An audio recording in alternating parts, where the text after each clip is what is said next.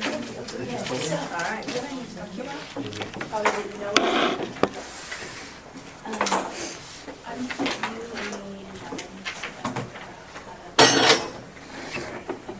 Yes. And also Okay, good. this drama. So, you should check those before I make this. So we'll try to get them. Thank you. If there's I like any Judge time. Arnold. Do you like Jackson County? Good trial and Yeah, Jackson we'll County. have Where one. we And can then get we'll to. sign up sheet for- It's gonna be rough. Yeah, let's check with Alyssa before I leave. No, not too So, okay. I'll check my calendar. Chris Reynolds. Well, I was like, I don't know. So I said, yeah. He's David's deal. You and I actually I have. like that. David did not have a good experience with him. Not until I interviewed. Oh, no, yeah, so it's just black and red. After I interviewed, it was great. He got really good treatment. Before, not so good. Hi, how are you? You sent me the latest. Well, there's. Can I ask him about that? Can I? Thank you. If you want. But I won't. Kind of assumptions they may make the victims based on appearance, race, class, socioeconomic status, location of incident, tattoos. Seems appropriate. Don't know why. It's being circulated somewhere. Here, I have another one that we can send. It's over by Aaron. Okay, to run out of room. I thought I'd go over lobbying and go over reporting. Actually, Hey, how are you? Maybe we're Told you up until how to register and then you can do quarterly reporting. Yeah. Unless you want to go home. I'd be okay with it. Because they already got records. They have not bring it. one, because I don't remember. Two,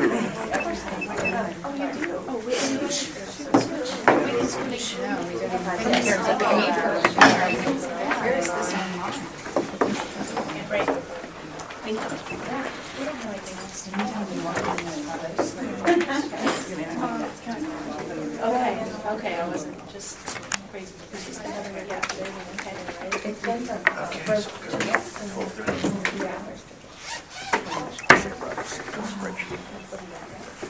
Yeah, probably footnotes. nothing else. That probably would be.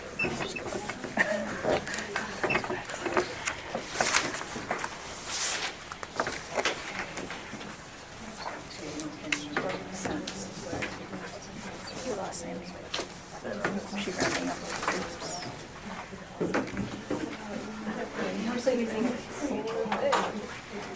Never mind.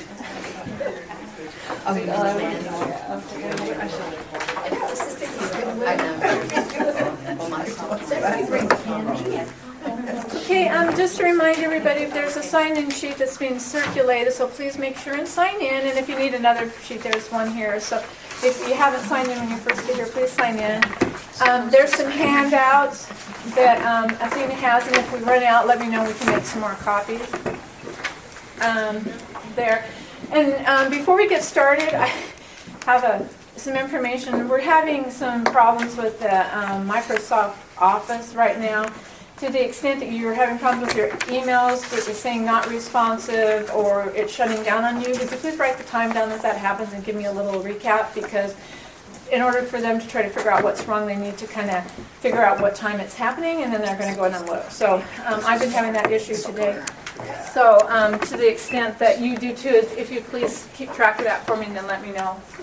And today our presenters are Steve Power and Leonie Reeves, and they're going to talk about lobbying and ethics. Well, we're talking about lobbying, so. Oh, we weren't talking about ethics today? So, The no. ethics commissions. Not really. can't talk about it in this I meeting. abbreviated it, so. Sorry, it just said lobbying on our calendar, so we're gonna talk about lobbying. And back by popular demand, we'll come back and talk about ethics. Okay. Sorry about that. For me, like I said, Okay, so we're just gonna do sort of a broad overview of lobbying. I'm gonna talk a little bit about what lobbying is. Steve's gonna talk about reporting requirements and why you get so many pesky emails from our office asking you for hours, and then we'll take any questions.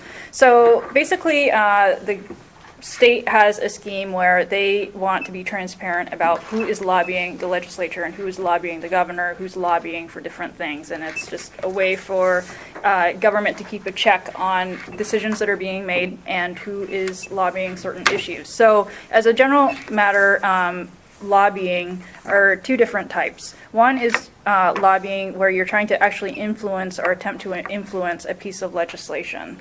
And the second type is attempting to obtain goodwill of a legislative official. So the first type is pretty narrow and usually focuses around legislation, though it could also focus around a budget, or it could focus on an amendment, or it could focus on opposing legislation or supporting legislation. The second type is much more broad, so we'll talk about each one separately.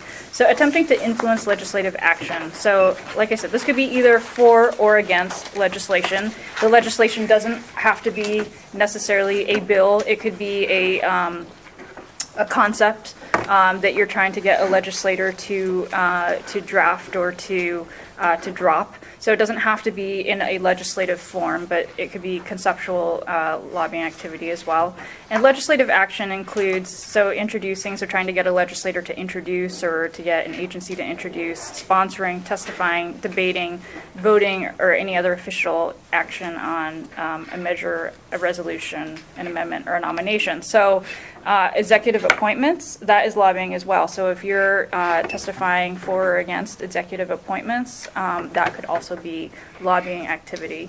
And then legislative action is also considered approval or veto of a legislative action by the governor. So people can not only lobby the legislature, but they also lobby the governor. And so we have requirements in our office about lobbyists who are trying to influence the governor, either signing a bill or vetoing a bill.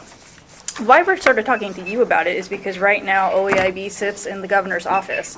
And so you are all considered governor's office employees because your budget is sitting in the governor's office budget. And Steve's going to talk a little bit about the reporting, but when the Ethics Commission wants to know who's being paid to lobby, they look at where the funding comes from. And so if there are people that are in a budget within the governor's office and you're getting paid and you may be engaging in lobbying activities, they follow the funding back to the governor's office. And that's why we're having this conversation with you. Even though you're sort of a separate entity, your funding comes through our office. So attempting to influence legislative action, are there any questions about what that looks like before I move on to the more broad attempting to gain goodwill? So lots of what people probably do in this office is provide neutral information, and lots of agencies go in and provide neutral information on a bill, so revenue impact to an agency or consequences of particular legislative action, but they actually don't go in and say the agency is taking a position on a bill. That normally is not considered lobbying activity. If you're getting a request from a legislator's office, how much is this bill going to cost, how many staff people would it take to implement this action, providing neutral, factual, objective information back is not considered lobbying activity. It's when you're going in and saying, we think that you should pass a bill for this reason, or we think that this bill is bad policy for these reasons, or we think that this is an appointment that shouldn't go through for these reasons. That's when it becomes lobbying activity. So there's a distinction between providing information and actually trying to influence legislators to vote for or against a particular thing. So the second type of lobbying is attempting to gain goodwill, and it's pretty broad. So goodwill is defined in the administrative rules as kindness, friendliness, benevolence, or generosity by a person or entity directed towards a legislative official that could cause the legislative official to have a favorable impression of or thankfulness to the person or entity. So this one requires a bit of judgment, but I can give you some examples of what we would consider attempting to gain goodwill in our office.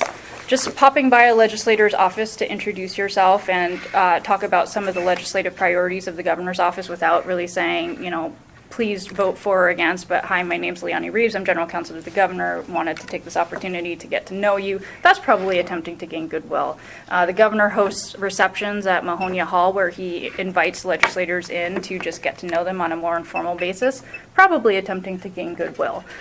So it's sort of those things that we do to develop relationships with legislators, because we know at some point we may need to call on a legislator to do something for us. It's that kind of activity that generally is also considered lobbying activity, which is a little bit, again, it requires a bit of a judgment. So do you have other examples of that, or do you guys have questions about what that might look like? And I guess as we have talked to others in the governor's office about the gaining goodwill piece, is to be over-inclusive, not saying that every minute that you're going to a reception and the whole hour you are building goodwill, because maybe you weren't talking to legislators or legislative staff for that whole time, but not to get it down to, it was only 2 minutes in which I had this interaction, when really, you genuinely were there, you were showing face, you were you were attempting to build goodwill by dropping by, roaming the halls, whatever, to be serious about, how expansive that's going to be, realizing that we're not going to capture all of your time in that, but really make a good faith effort at capturing the gaining goodwill part of lobbying. So if you have a 15-minute meeting scheduled with a legislator or their staff, you should put 15 minutes down. Again, it depends on what the purpose is. If the legislator called you in to request information that's objective about, a bill or something like that, it may not be lobbying. But if you request the meeting and you go in for 15 minutes to talk to the legislator about who you are, or what your priorities are, then that would certainly be lobbying activity. Yeah, Did you say that would not be? it would be. The second scenario would be.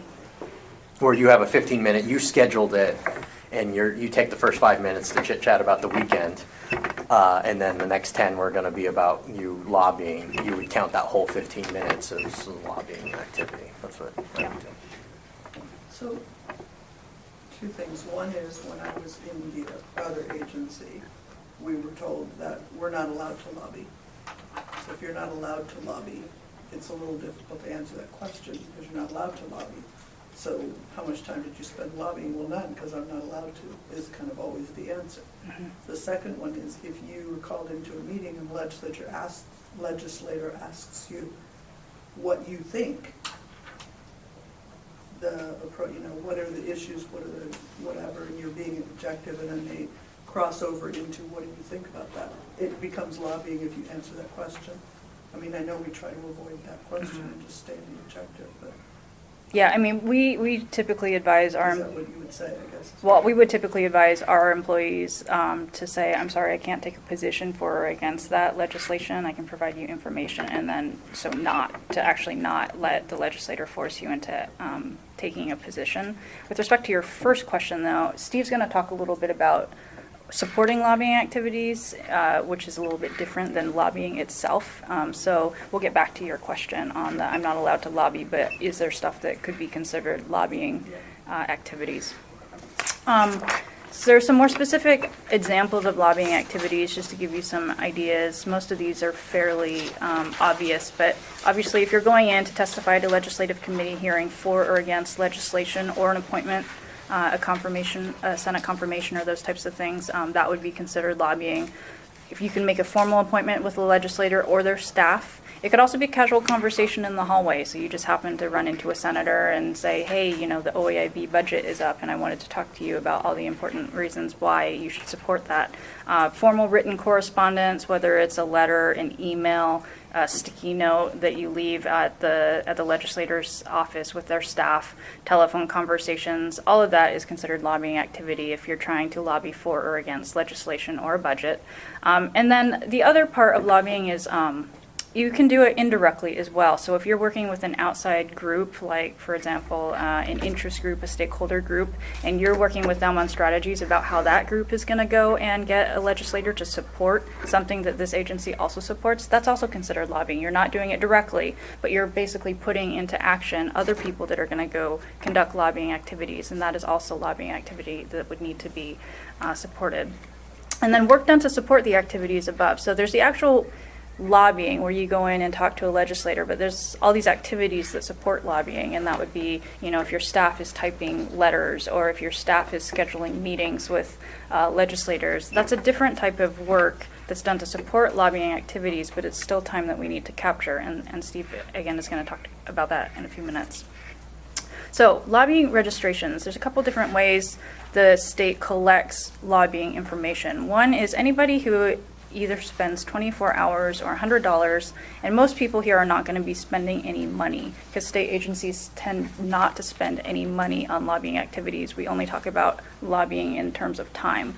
But if anybody spends 24 hours or more in one calendar quarter engaging in lobbying activities, and again, that could be not only the I'm talking to my legislator directly, but I'm doing it indirectly, they need to register as a lobbyist within 72 hours of when they meet that threshold.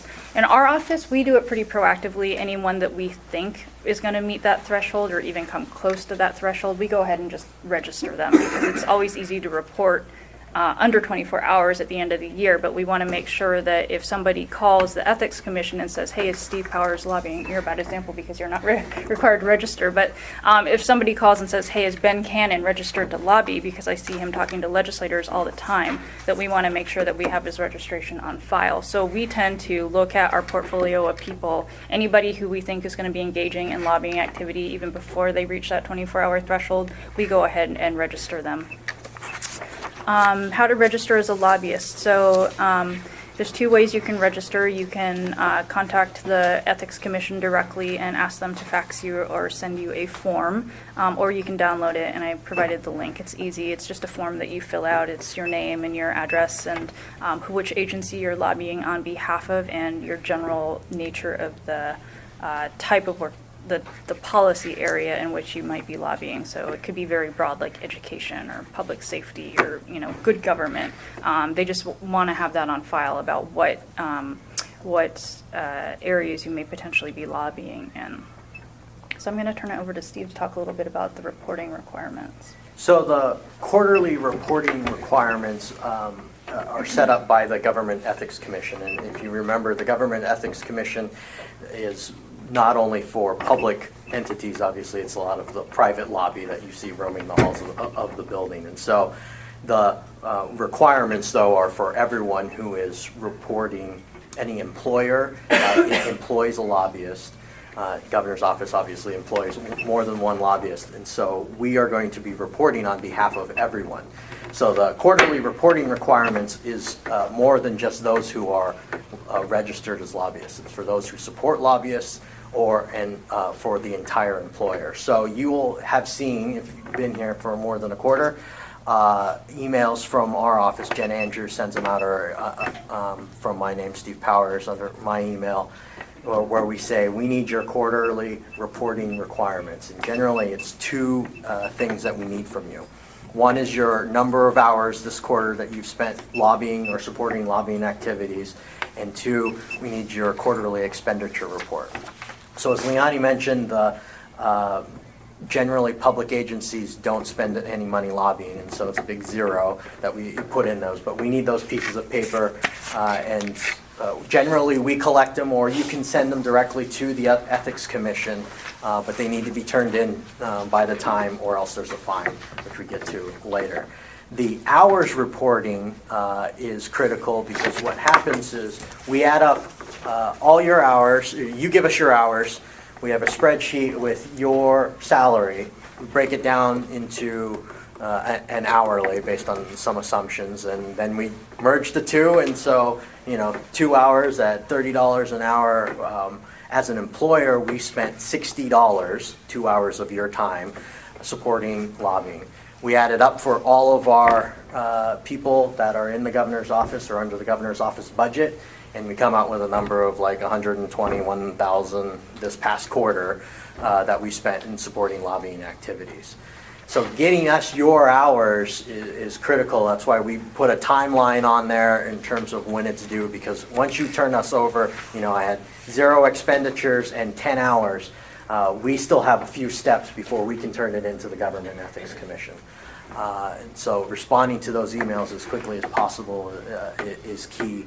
And then at the end, we start tracking down narrow and saying, well, help us and others, where we really need your hours because our report is due. It's due on the 15th after the close of each quarter. So July 15th will be the next deadline. It'll be great because sine die happens, knock on wood, everyone flees the building, everyone thinks they're free, except we need your hours before you go and take that month, well-deserved vacation. So that's what we do with both the expenses and the employer hours. And so if you turn to page 5, that top slide just goes through that piece. And the key piece really is to capture what's on pages 2 and 4 earlier on what lobbying activity is. But to remember, it's both that direct activity with lobbying activity, talking to the legislators, but also supporting that. So setting up that meeting, if you staffed a cocktail reception, if you staffed some outside organization to come together and you helped set up the IT equipment, and because they were strategizing on how to get this package passed, that was supporting lobbying activity. You yourself might not have done it, but you were supporting someone who is trying to influence legislative action. Same thing when we talk about building of budgets. Remember that budgets essentially are legislation. There's a House bill assigned to them, and that is legislation. And so the support of that is lobbying activity that we need to capture.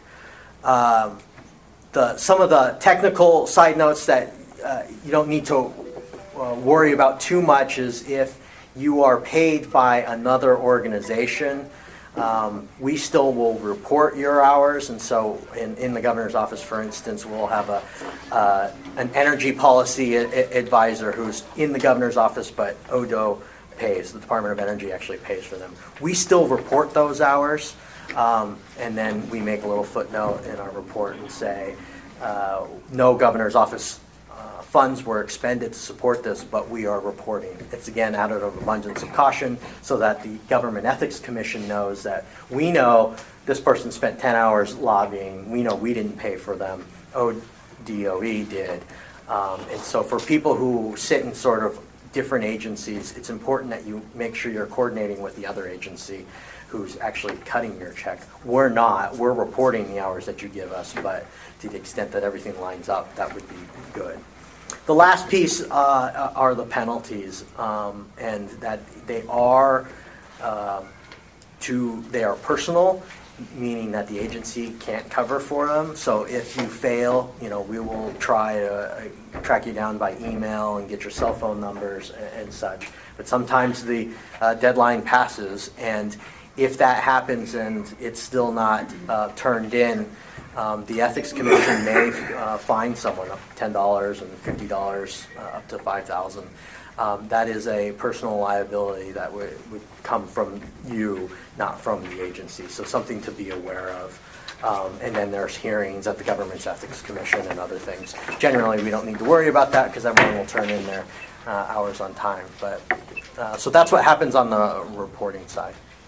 And there may be an issue, so lots of people come and go. So if we've registered you as a lobbyist, or if you've been registered as a lobbyist and then you leave employment with the state, somebody needs to notify the Ethics Commission that you're no longer lobbying. And even if you leave, so if you leave today, you'll still be responsible for filing a report on June 15th because you were employed by the agency at least at some point during that quarter.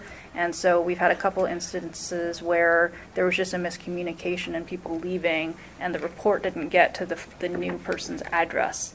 And so if the Ethics Commission can't get you your report, then you can't file it, and then they ended up getting fined because, and again, that's a personal fine to the person, not to the agency. And so we did what we could to work with the Ethics Commission to try to get that fine reduced, but it has been an issue. So especially for Lisa and Sandy, it's important that, you're sort of tracking who's coming and going and making sure the appropriate paperwork is filed with the Ethics Commission as people come and go. And collecting their hours as they leave, just part of their exit interview of, how many hours they had. So other questions on lobbying? If you're working with a board, or maybe an agency board, and you invite a legislator in as part of the agenda to simply update your group. Probably not. Doesn't sound like Yeah, that. probably not. That's not good rule. Good rules are I mean, it is, wasn't smiling. it is a little bit of a judgment, so you kind of have to look at why are you inviting them? Are you inviting them because they have, because Information to share. you need information from them, and so it's just sort of a routine part of the work that you're trying to get done? Are you inviting them because you know it will make them feel good to be included? That's probably closer to goodwill. Other questions? I have a question. I don't work in the governor's office, so Yeah. it's going to be applicable, specific, or the same, I'm not sure. But I was interested in the example of lobbying activity that talks about influencing or encouraging others outside organizations. And so I'm trying to wonder if you could comment on when, kind of how or can you separate your professional work, let's say I did work in the governor's office, and if you were doing volunteer work on your personal time, and how do you separate those two? Can you work, can you not? So, for instance, I work for a professional organization as a volunteer on their board that may and do employ lobbyists, so there's discussion about policy. So I'm just trying to figure out where those, but it's as a volunteer kind of in my personal life. But I know that gets very shady sometimes, so if you could give any guidance on how to distinguish the professional time and your personal volunteer time. Well, I mean, it's sort of incumbent on each person to have clear lines between those roles. Yeah. And so, I can't give you any advice as to what you do in your private capacity, but it could be you're in a situation where you're lobbying for both the state and you're lobbying for another organization on your personal time, and that organization may have to report your lobbying hours separately than the state. But again, you just have to be very clear that that what hat you're wearing at any particular time is clear, not only to you, but to others around you. That was the only thing I was going to add, is it has to be clear, certainly to you, but really more importantly, it has to be clear to the people who are around you. And so making sure to have the disclaimers of when you're in the hallway and you're, it's noon 30, and so you're on your lunchtime, you know it, but maybe no one else does, and you run in and, and you're talking to a legislator, making sure there's separation. This isn't in my capacity. And that would be a fairly typical situation for a private lobbyist who has several different clients. I mean, they're going to be lobbying different clients at different times, and they would have to track separately who they're lobbying on behalf of and track those hours separately. So what would be something they would walk in and say, just so that you knew what hat they were wearing, for example? Mm-hmm. They walk in and say, this is my hat that I'm wearing on behalf of Head Start. And so that could be something we do too, if we were doing that on like her volunteer work. Yeah, I mean, I do lots of volunteer work as well, and I always make it clear when I'm in my volunteer capacity that I just say I'm not here as a state employee, I'm not here on behalf of the governor. And that's the clarity part you're talking Yeah. about? Okay. Mhm. And go ahead. How is there any protocols that the Oregonian Council or the OEIB should handle regarding contractors or consultants? It would depend on what kind of contractor and consultant and what the contract said. So sometimes they're considered state employees or state agents, sometimes they're not. It kind of depends on the contract, so we can talk a little bit about that more if you have a specific example, maybe offline. This comes up a lot with public records too, like do they have to keep their records or not? Are they considered public records or not? So that's a little bit harder.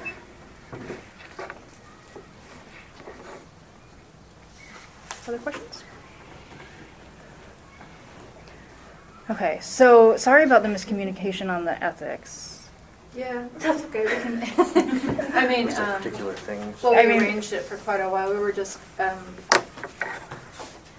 gonna kind of go through we can talk about it. Gifts and such. Yeah. So we might make it through the whole session with no ethics.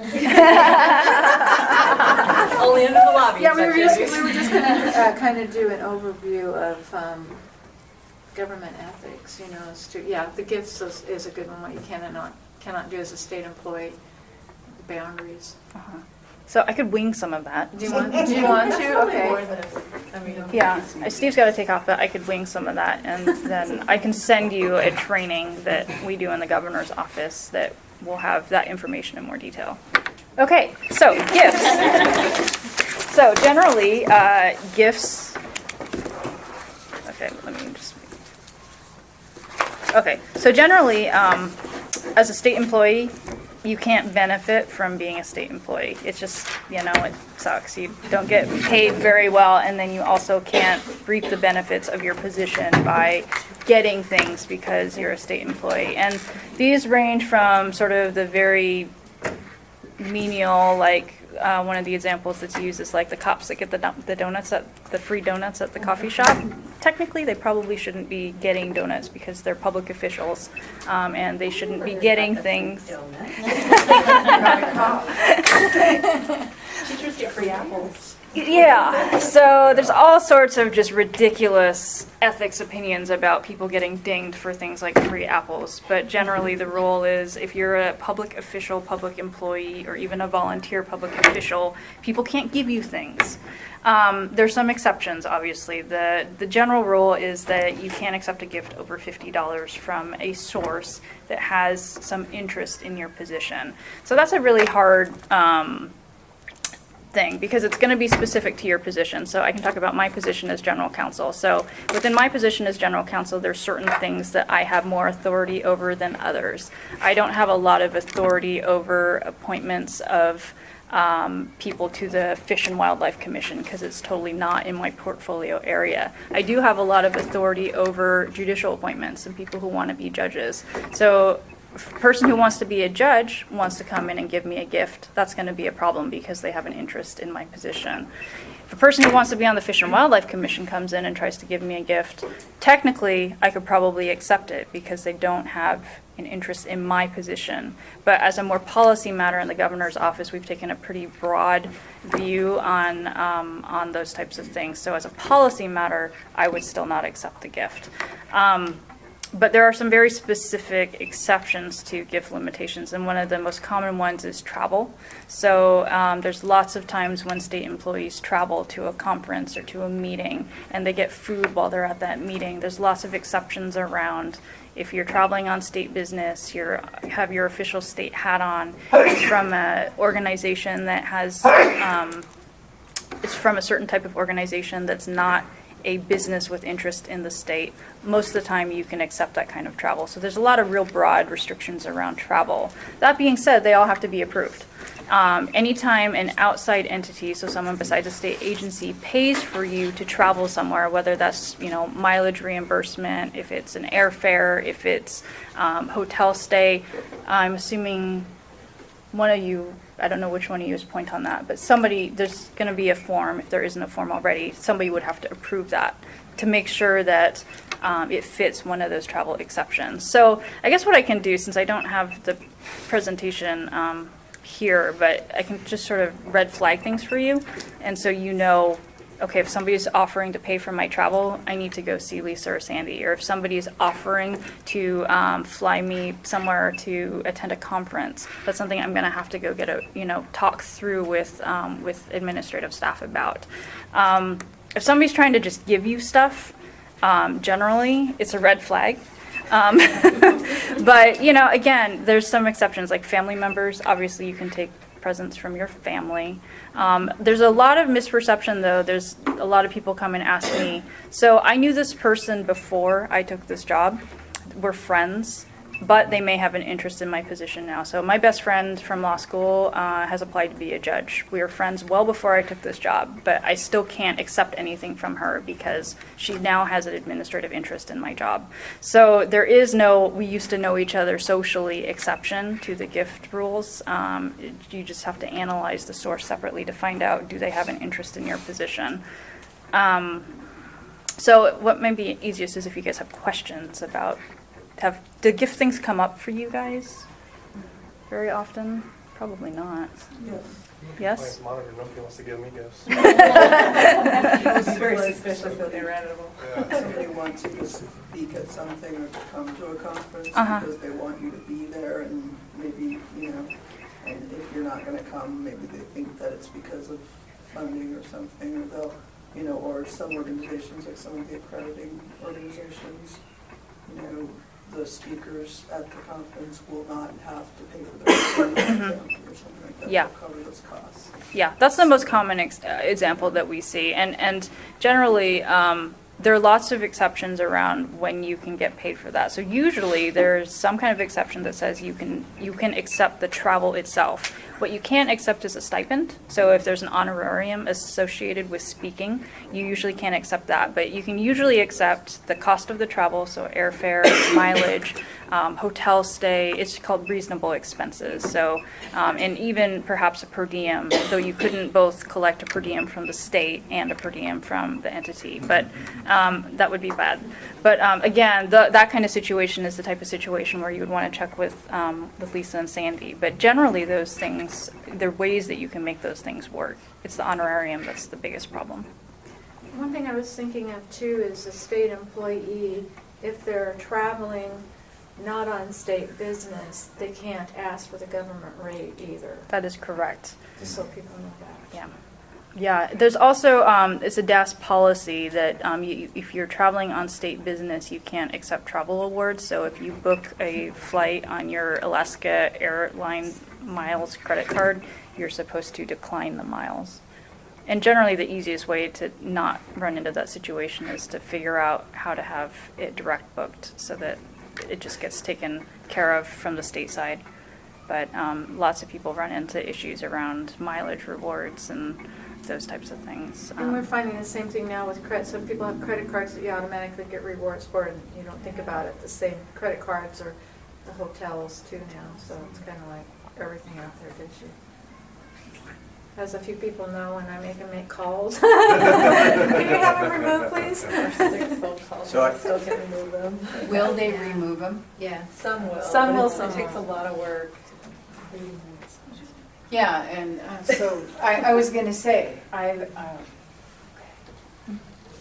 mean, there's hardly even a debit card any longer that doesn't have That's some what type I've of seen. bonus back. So it's really difficult to get the bank to do that for you. I mean, you can do it after a few phone calls and be very persistent of, look, this is my job.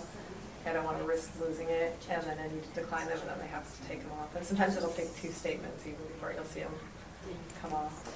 and so then, but the governor's office doesn't have procurement cards or whatever for employment. So The spots cards. Spot cards. We will be getting them here Okay, for OEIB, and that would be because to then use them that for your should travel. take care of that Yeah. problem, Because then right? like Sandy could do travel for folks, and as long as we're doing the travel on a spots card that is not for ourselves, it's appropriate and it's a good use of a spots card. What's You it can't- called again? It's a spots small purchase order transaction. Oh, okay. And so you just can't use that spots card for your own travel, but I could use it to book your travel or a group of people's travel. And that way it's all directly billed through the state. You don't have to worry about the rewards. You don't have to worry about anybody saying you use something you were supposed to. Yeah. So we are going to get a couple spots cards here, so we can try to help with that. Jana, by the time that go into effect, will be part of Department of Education anyway, and they already have them. They do, okay. When do you guys transition out of the governor's office?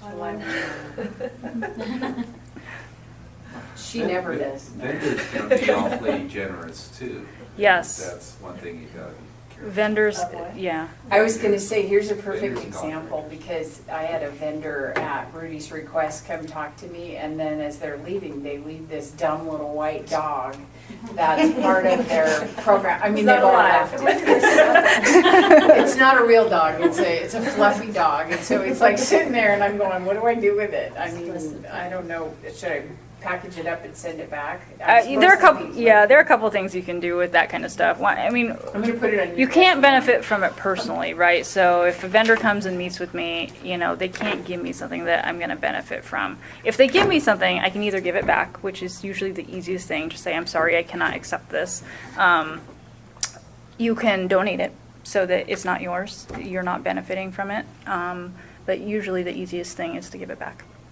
I thought it was like that was if it was over a certain amount. So there's a $50 threshold. So, but what you have to watch is it's a $50 cumulative threshold. So I don't know how much the dog is I worth, don't know right? either. It's got a USB port on it, so it's probably more than $50. Well, and the difficulty, so it'd be a resale value, so it's like if you could sell it to somebody else for more than $50, but the difficulty is, say you end up in a contract with that vendor, and then you're, you know, or you're in a contract and then you take that, I mean, it's kind of more circumstantial than just Yeah. receiving the dog. I'm gonna give it to you. I'm really good at declining. Yeah. It's a little fluffy top with a USB on I know, I'm having a little hard to Cumulative plug in. For that Yeah. one it. person or vendor? Tongue It's pop out. $50 It's per part of the source program. per calendar year. Mhm. Yeah. Whitney? Oh. Sorry. Charity events. Yes. People invite you to. Yes. Sometimes they'll send me something and say, I've already had this approved and it's worth this amount of money. Can you come be a guest at my table? Mhm. Is that okay? And Depends on who is paying for your table. So sometimes we get a legislator has bought a table and they want us to sit at their table. We can't accept that usually over $50 because the legislator has an interest in our position. If it's the nonprofit itself, if it's Save Our Schools, I don't even know if that's a real nonprofit, but if it's a nonprofit, a 501c3, and they're the ones that are comping your meal, usually that's going to be okay. But you'll still have to look at it and probably run it through your administrator to make sure that that particular nonprofit doesn't have an interest somewhere that you don't know about. But typically it depends, if it's a private business like Nike, that gets harder. So nonprofits that pay for your meals or comp you a meal at a table, or other government agencies, like if it's a tribe, that's usually okay. If it's a federal government agency, if it's another state agency or a local government, that's usually okay. Where you need to be kind of red flag is if it's a private business or if it's a person, like a legislator who's bought a table. Say, okay, I'll pay for it myself. Yeah. A lot of times you have to say, well, I'll just pay for it myself. It's just easier. It's not the agency that will be in trouble, that's the hard part. Yes, you had a question. So my girlfriend, she, as part of her government job, she's been offered home-based, front row tickets for the Giants. Nope. I mean, these are, no, so hear me out. So this is a Schnitzer steel exec who's offered those to her. Now she obviously can't accept those. But she happens to have a boyfriend, me, who can, because I see no direct connection between Schnitzer Steel and early learning. How were you afforded the opportunity for those tickets? So Because of her position, You or would just never because get you them. happened to be in the right place at the right time? that's the, Don't you hate That's the this? catch. You give me the You're- tickets, you're- I'll give you the white dog. I had to try.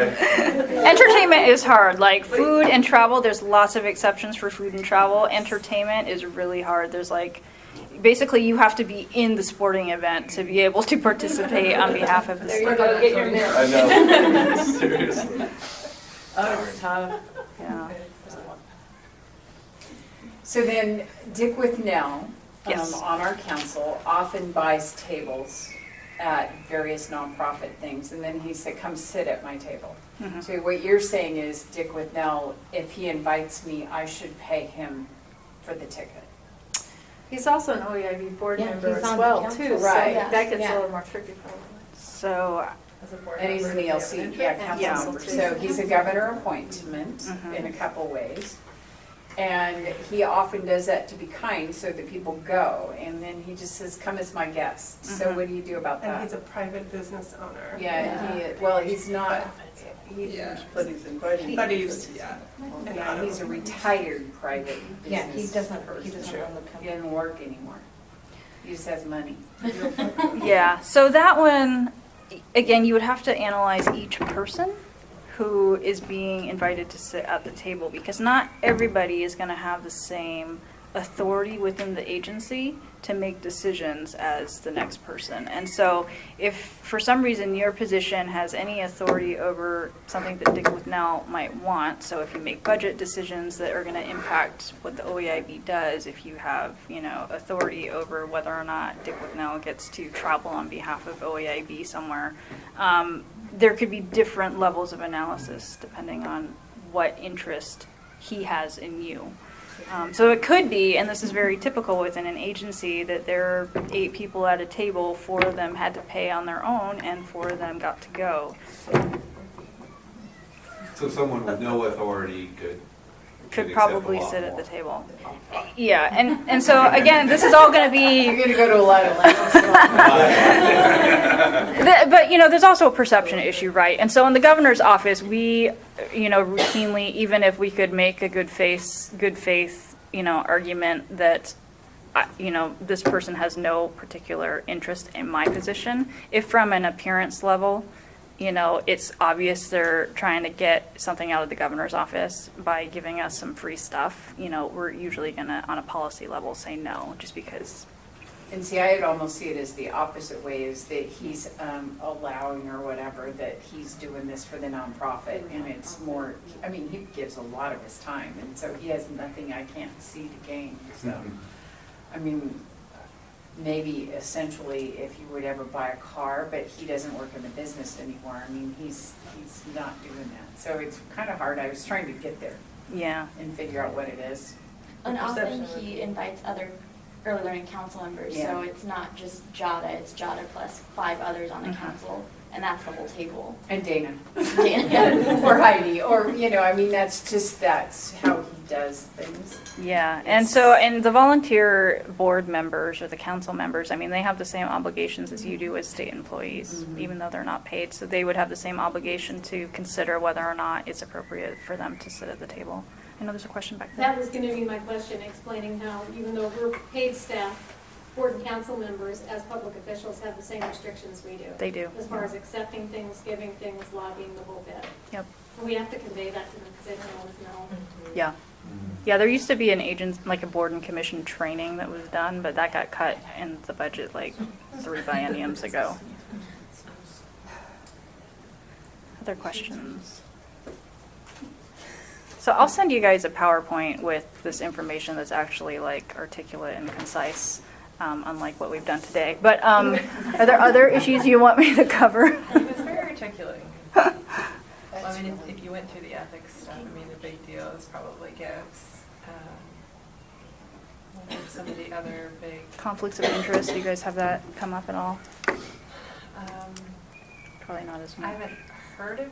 Conflicts of interest would come up for your board and commission members who were Maybe for volunteers. like DLC and OEIB for those folks, because I think that's as part of the conversation you were just having, is really could be some conflict of interest with some of those board members. And so if they have a joint meeting, an annual joint meeting, maybe that's where you can do the training for them. It shouldn't take long, it's just probably. Heck, we'll need it too. Yeah. Well, we were thinking about that. Yeah. Political activity? With what? Political activity? Do you want to, any questions on that? Can't do it on state time. You cannot engage in any political activity. You can't be campaigning for anybody or. Yeah, and that could be gathering of signatures for initiatives or opposing signature gathering. Signs on your cubicle. I do that in front of Target and Walmart. And you have every right to do that on your own time. No. We cannot restrict your political activity. Does that become an issue if our boss man runs again? It could be, yeah. I would think. Yeah, it will be, yeah.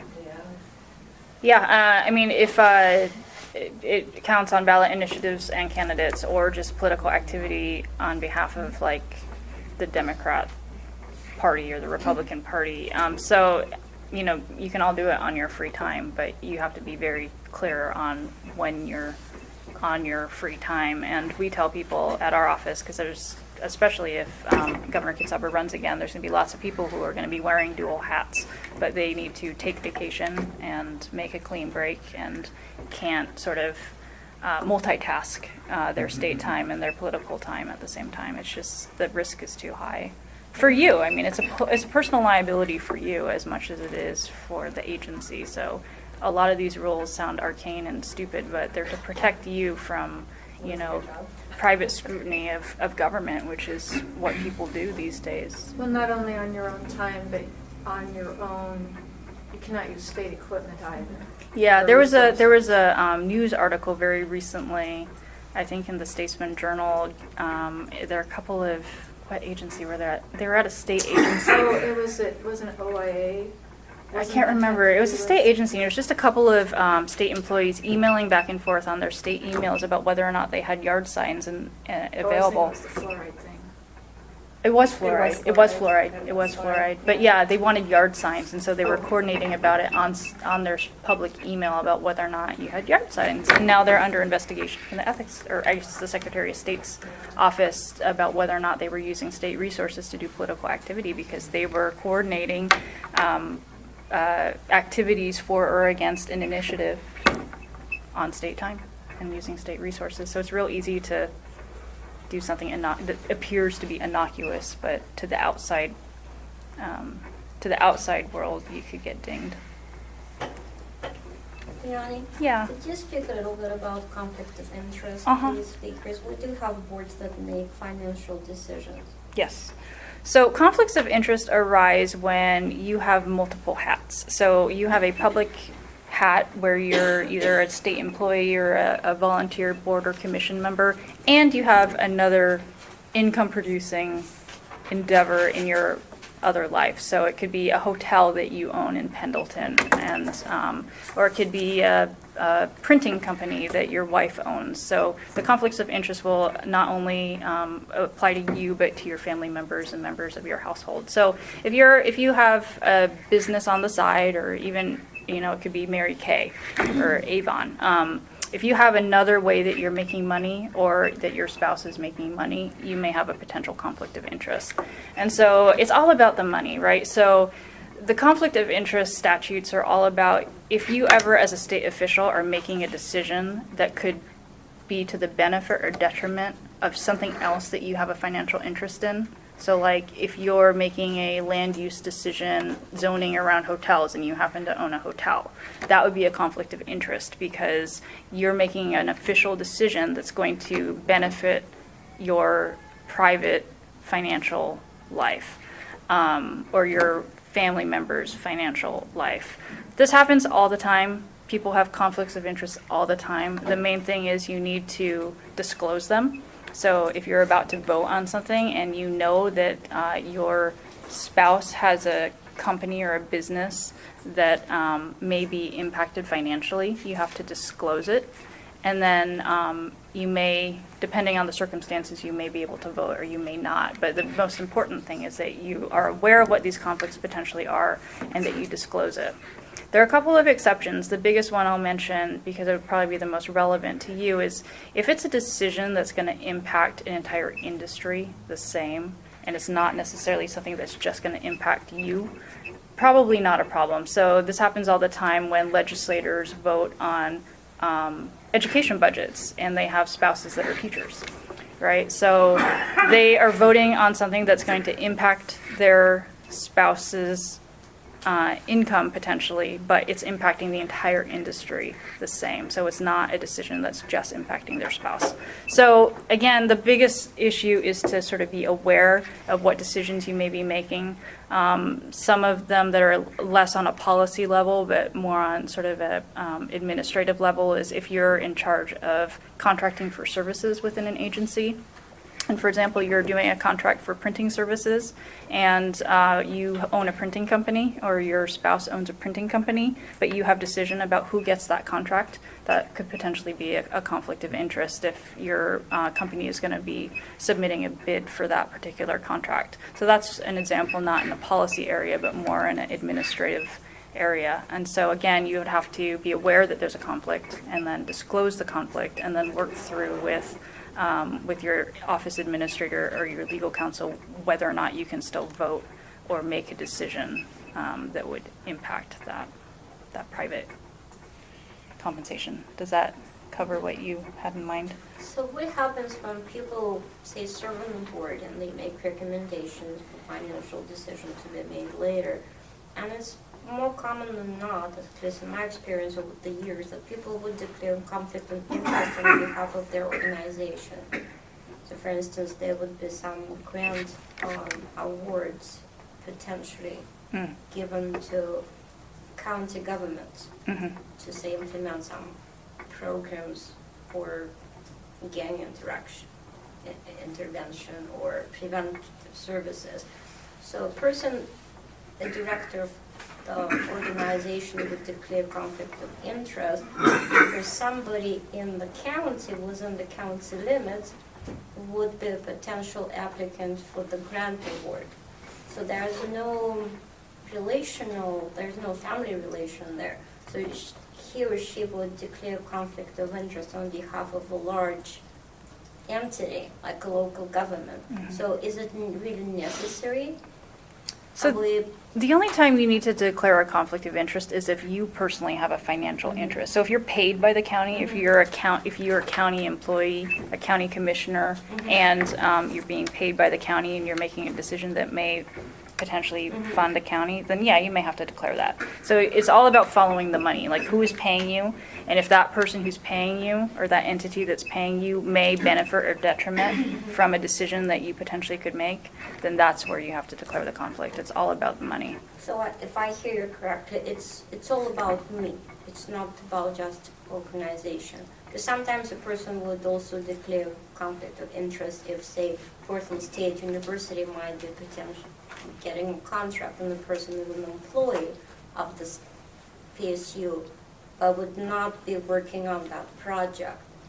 So sometimes I think people are just so afraid of not declaring, so it's easier to declare conflict of interest rather than not. But I'm just kind of trying to understand, is it really necessary? Because what happens sometimes, you don't have enough votes. Right. So. Yeah, no, the conflict is for you. So you follow the money and see if you could benefit or potentially be to a detriment by that decision. And then there's rules around, even if you have a conflict, if your vote is necessary, you can still vote, but you just need to declare the conflict. Okay. Thank you so much. That helps a lot, because there's a lot of confusion around. Yeah. Other questions? You did good for winging it, thank you. Yeah, sorry about that. And I'll send you over the training. And if there are any other questions, I'll put my contact information on the training, and feel free to call me or email me. Okay? All right, thanks.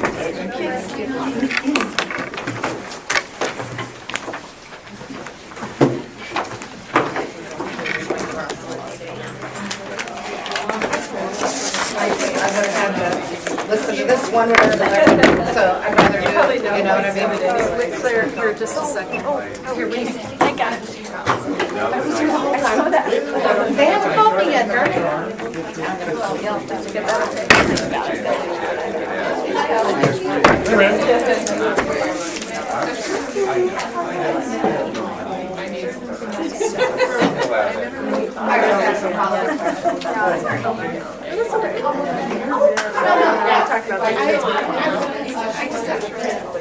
Do you want me to come back? Yes. Okay.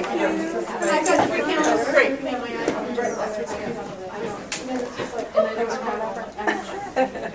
No, you're fine. Yeah, there was nobody. I know, it's like, So we're still gonna have to do, Monday's June 30th, which is in the quarter, we'll still have to do the August. which it'll take them a good 2 months now for the actual funds anyway, so we'll be borrowing money until we have Friday. I told Shelby, don't get rid of it, you have to give me credit card until. Don't cut the money off. Okay.